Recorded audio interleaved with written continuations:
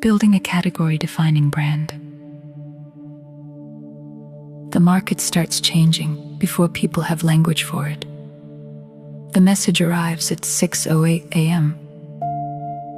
A competitor has launched a campaign close to your positioning. Marketing wants to respond.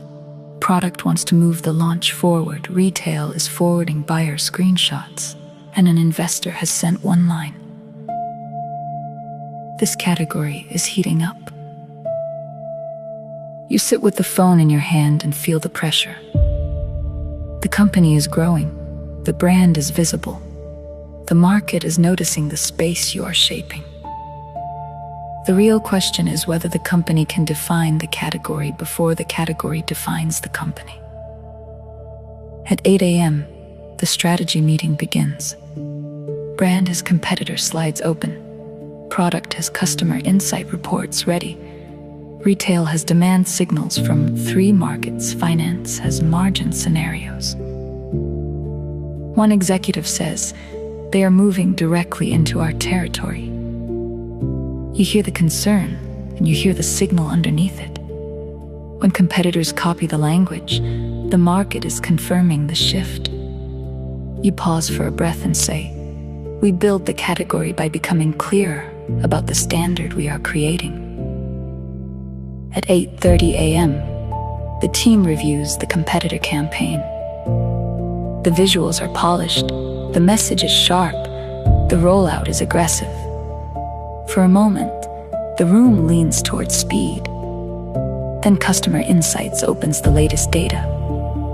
Customers keep using the same words. They want trust, confidence, elevated practicality, and a brand that understands the life they are moving toward. That is the signal. The category is forming around customer identity, not product alone. At 9:15 a.m., you ask, "What expectation are we teaching the market to raise?"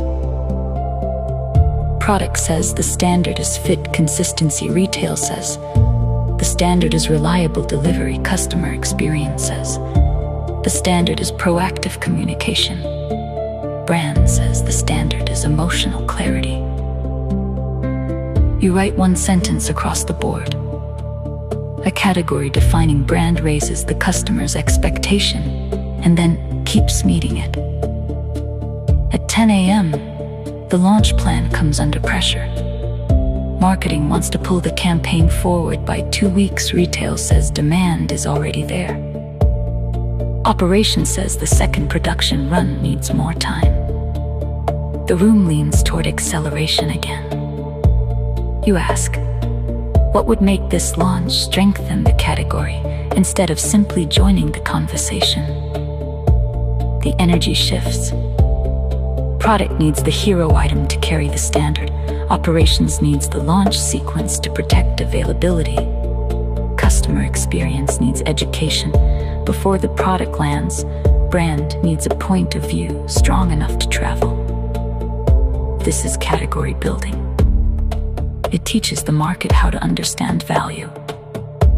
At 11:20 a.m., the investor call begins.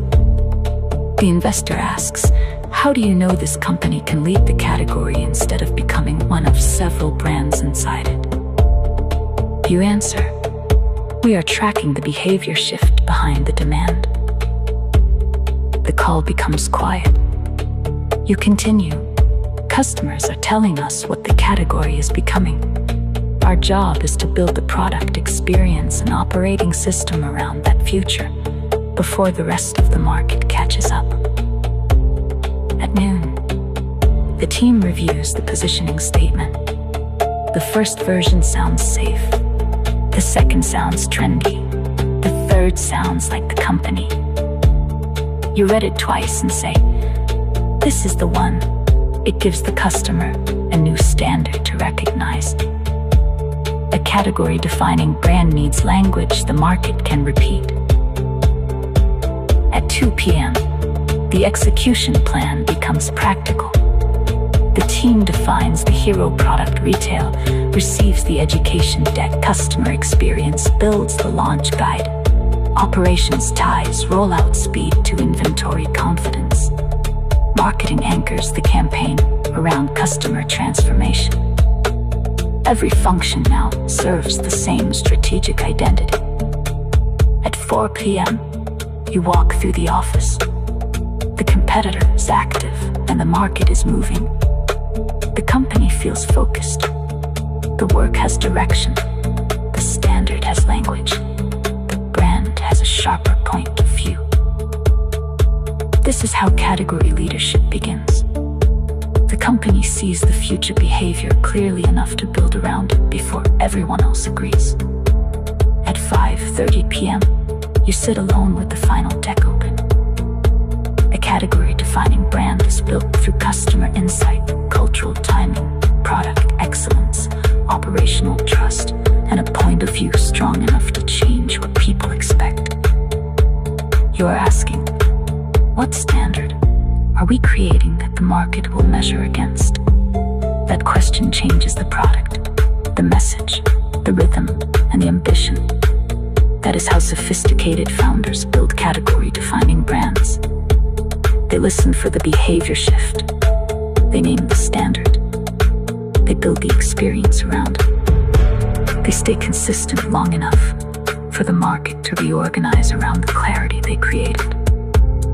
And remember this: category-defining companies are clear enough in vision, position, and execution that the market begins adapting to them.